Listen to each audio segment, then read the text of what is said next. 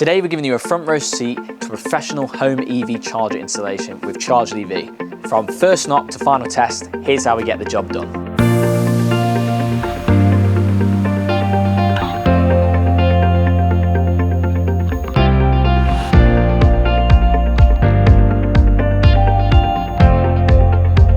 Every installation begins with a walkthrough. The installer confirms the charger location and checks key areas including the consumer unit, water stop tap, gas meter and electric meter. Before any work begins, we also gather some key readings of your supply voltage. We check to confirm the property's earthing system is safe and suitable for EV installation. Once the site checks are complete, the installer prepares the workplace, PPE goes on and the tools come out. And the charger is mounted where the customer requested. The installer runs a cable from the electric vehicle distribution board to the charger. This provides circuit protection between the meter and the charger. The cable is then cleated and clipped securely every 300mm with fire rated cleats on every third clip for full compliance.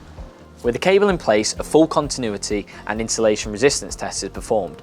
Once confirmed and tests are passed, the installer terminates the conductors and Cat5 into the charger and EV distribution board. Before working on the meter, the customer is asked to power down any sensitive equipment such as computers, cooking appliances, etc. The installer then isolates the system and performs a safe isolation. And if you're unsure on what this is, check out our video on SIP in the description below. We then lock off the supply. Once all terminations are made, torque checks are completed, the system is powered on and final testing is performed, including RCD trip times, ZE, PFC and ZS at the charger.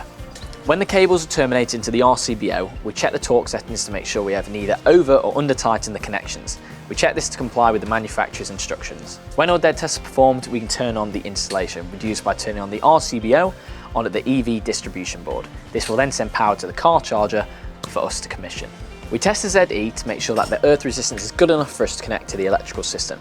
If this reading is too high, the DNO needs to be contacted as this is deemed as dangerous. We test the RCD to make sure that it trips within regulations and proves not faulty. We test the charger by performing a ZS. This is a live test that gives an earth resistant reading, and this tells us by referring to the regulations if everything is operating as normal before we charge the car up for the first time. The charger is then commissioned and the CT clamp which monitors the energy usage is then verified. The installer then supports the customer in setting up the charger's app and explains how to use the charger and the new distribution board. We'll then clean up our work area, take photos that we need for quality assurance and sign off the work with the customer's approval. And that is what happens from start to finish at ChargedEV installation day. If you want to see more EV tips or more things from ChargedEV, be sure to follow us on all of our social medias, be sure to hit the like and be sure to subscribe and be sure to drop a comment below on what you want to see in the future.